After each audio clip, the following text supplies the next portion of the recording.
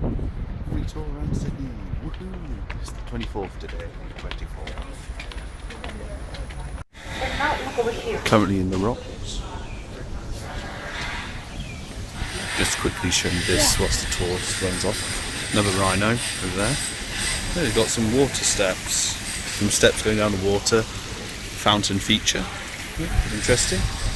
Also, nice post box here. Not something you'd normally see in Britain. Yeah, a bit weird with post box.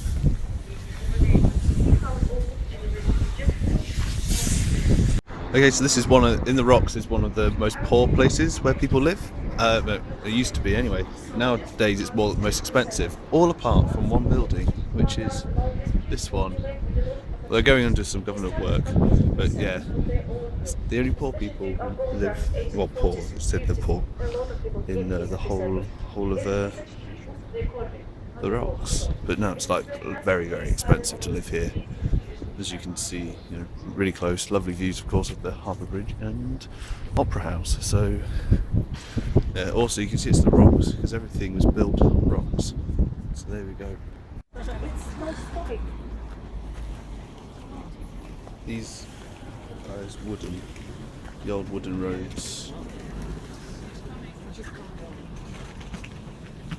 The old wooden roads. 16 people died during the construction. 16. 16, 1-6. But experts say it's not so many for the construction of this scale for that time. But for me, even one is just too much for any construction. It's not worth it. This bridge is not stationary. It can rise and fall by 18 centimeters due to heating and cooling.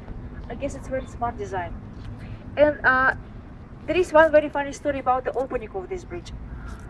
We don't have locals here, do we? Great, no one knows about this. So during the opening ceremony, when our premier at that time, Jack Lang, was about to cut the ribbon to officially open Harbour Bridge in the name of people, man in military uniform on the horse with a sword in his hand rode in front of Lang and slashed that ribbon before Lang had a chance to do it himself. That ribbon was later retied and Lang performed official ceremony, cutting it for the second time. This one was Francis Negrud. He was the member of paramilitary organization called New Guards. And he was opposing that this bridge was not opened by the members of royal family. They are monarchy after all, don't forget about it. Before 2003 you could ride your horse across the bridge. Sorry, you're 10 years later, you can't do it. But if you want to transfer your livestock, cows, pigs, this kind of stuff from one side to another, you can do it still. From midnight till sunrise, and if you give them the notice before. But it hasn't been done for more than 50 years. So I guess it's rather history than reality. But they didn't change their paperwork, so officially they have rights to do it. One day I'll try to do something like this just to check if we really have rights. It sounds Just a bit... buy a goat and do it. Yeah, it sounds dodgy for me. So this building in front is the oldest building in Sydney. It's the first residential building, and it was sort of the portmaster building. So they originally, as well as being his house, he also controlled things which went in and out of the port, which is here. And the water on high tide went about 3 meters close to that building. So all this stuff I'm on now, all these buildings, including the Opera House, is all artificial, put here by humans. Okay, so this monument is a special monument as it's representing one twinned with Europe. Not Europe, Portsmouth to be precise. And there's the same monument in Portsmouth. I'll just carry on because my tour group's leading off. But it's called the Rings, but it's got a special nickname from the Australians called the Donuts, as it's looks like donuts. So yeah, that's that. And there's the same monument in Portsmouth, with one difference, is that the plinth that they're on is a different stone, because the plinth in here is stone from Portsmouth, and the plinth in Portsmouth is... Sorry, I find that difficult to say. The plinth in Portsmouth is from stone from Sydney, from probably the rocks.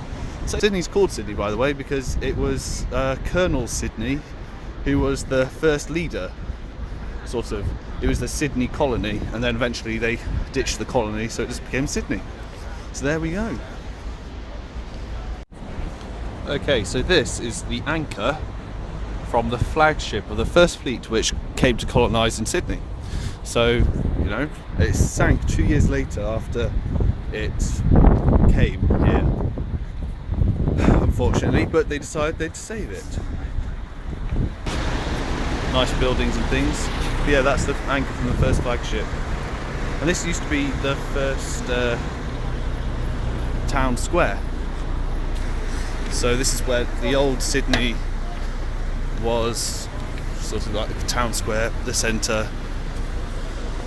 And look, the nice road. This church in front of me is called St. Stephen's. Yay! So just thought I'd put it on film. Also, interesting question that she just answered is that why is Canberra the capital? Well, it's not because they couldn't decide between Melbourne and Sydney, and so they just put it in the middle. It's because the original people wanted, the colonists wanted to keep all the cities the same power, amount of power. So instead of giving it to Sydney, which was the initial choice, and then just becoming the most dominant city in Australia, they chose Canberra because it was a relatively small city. Thought giving a capital would then make it, you know, make it the third big city sort of thing. So yeah. He got a lucky nose. Look at that shiny little puppy. Oh, so lucky. I can feel the luck growing through my hands. Amazing. And look at the fountain. It's called Archibald Fountain. It's considered city of Sydney by one very prominent businessman. His name was Archibald. This is in Hyde Park. 1932. But because he was friend of everything French, he ordered this fountain to be made in French traditions. Now we have French fountain in the center of Sydney. Why not? And there is always something happening here in Hyde Park. Just a few months ago we had our annual zombie walk here. Few thousand young people dressed or undressed and painted as zombies. This is Westfield. Just a huge building, nice dome. We're going up even more. Stained glass windows. A lot of money has come into this building. Some stairs.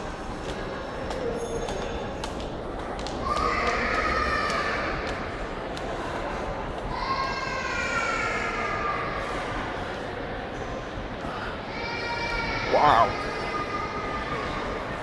Look, there's a little castle there. Oh, we're carrying on. Oh, the clock tower.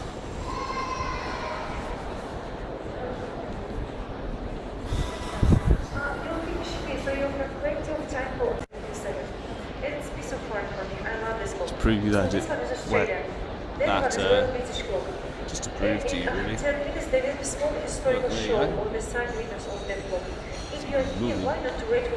Guess where I am?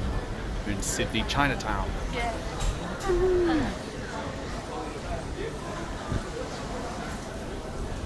Here with Jeff, who's behind me. Somewhere there. Got Kat and Cindy. Kat's the one in the red hat. And we've come to Chinatown. We're all on the tour and decided to have lunch together, which is great. Because they actually know where they're going. It smells lovely here. A proper Chinese shop. And yeah, it's called Morning Glory. Yeah. Wow. Ooh, it's a nice water fountain. Whee! This is in Darling Harbour. Okay, so as you can see, the Diamond Princess has left port, but that also means that there's a nice boat there. I didn't see that. You got Sydney Harbour Bridge. Now I'm on the ferry to Manly at the moment, and look, you've got the whole Sydney Harbour Bridge. You can see people just here about. They're climbing it. There's people on the top. What's there? Over there we have the fairground of Sydney. Darling Harbour's that way. And yeah, so this is. We've got the Opera House now, just there. which is cool. When we come over here, we should, not actually quite sure, but we should somewhere be able to see where I had lunch yesterday. Lunch here yesterday, celebrate my grandparents' 50th wedding anniversary. No, can't be there. It's not there. It's over there. Sorry, it's over there in that little harbour bit. So yeah, it's nice just going across. It used to be a blockade spot, Sydney Harbour. Only attacked once, and that was by 3 Japanese submarines, 2 of which were sunk in the harbour, and the 3rd was lost at sea after it was heavily damaged at Sydney. It was found not that long ago to have been sunk at the bottom of the ocean, so yeah, didn't go too well with that. But yeah, that's the ancient battlements. I don't think that actually sunk 3 submarines. But yeah. Okay, so I just thought I'd show this little clip here because, you know, they've got the pretty much the three most famous things. You've got the bridge, the Opera House, and Fort Denison. So yeah, it's quite a nice view.